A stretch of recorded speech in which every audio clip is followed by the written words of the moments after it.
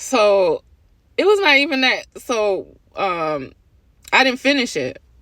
So they end up admitting me, put me in the room for because I don't have COVID. So they put me in the non-COVID section. And I'm in the room like freaking out because I'm like, oh my God, like I'm gonna have to have surgery. Like, what's going on? Like, just boohoo, like in my feelings, like crying, and if I'm gonna see my kids. Like, I know I'm glad that I caught it on time. I was just going through all these emotions by myself. So then the next day they ended up taking me down where they're gonna put the bag in me to like drain out all the infection, all the pus and the blood and stuff like that. So when I get down there, they already put me, when I go up to the room, they put me in PO when I get up to the room. So when I go down to where they're gonna administrate, like the painkillers or whatever, they asked me, did I eat anything? I said, no, I ate like some of the eggs, but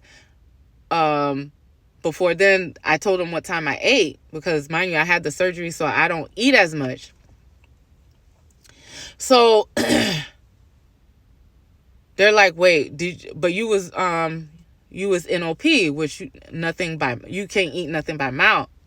So I'm like, yeah, I was. They put me in that status when I got up to the room.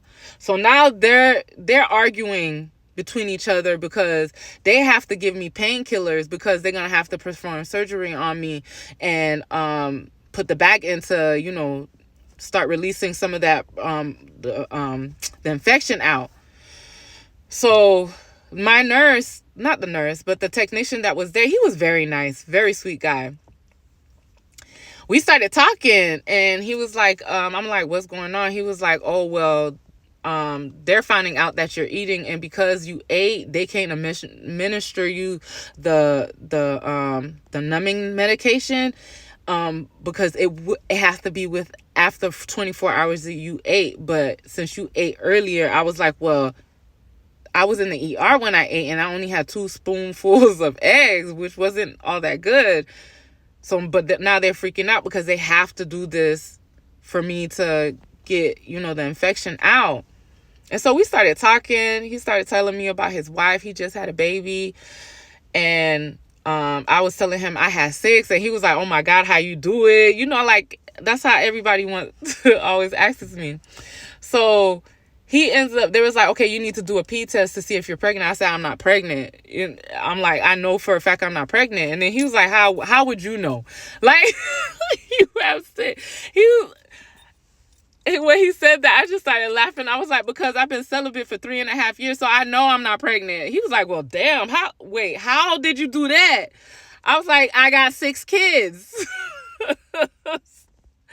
My time is very occupied. Like, I got a lot of shit that's going on in my life right now. I ain't got no time for no dude, no nothing. And he was like, wow, like, yeah, you strong. I was like, I ain't got time for that.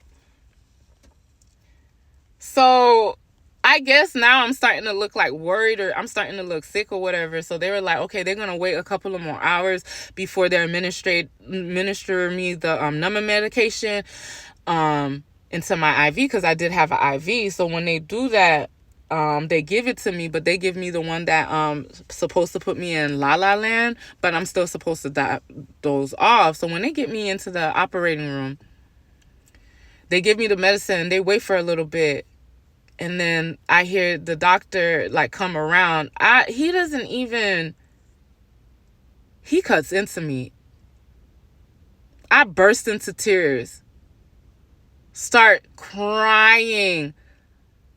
Like, they was like, wait, did you give her the medicine? Like, I could hear them talking. Did you give her the medicine? They were like, yeah. How long?